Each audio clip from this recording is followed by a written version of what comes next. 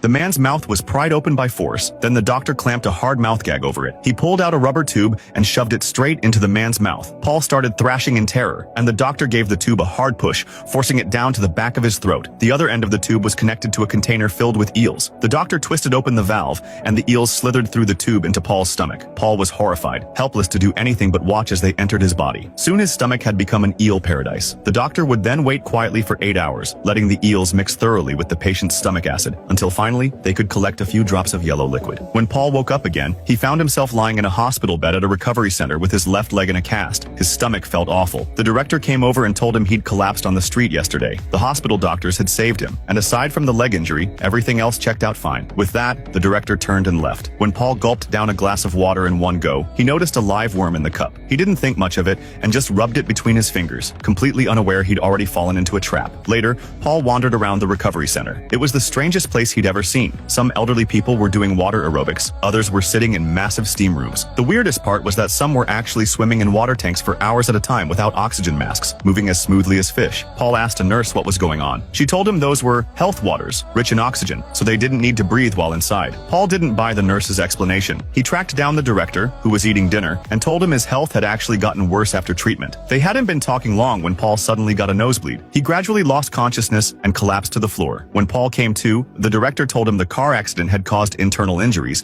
and he needed the hospital's special therapy to fully recover. At this point, Paul started to suspect something was seriously wrong. Determined to uncover the truth about the hospital, Paul pretended to continue his treatment. Finally, one day, he discovered the hospital's secret. Follow me to watch the next part of this amazing film.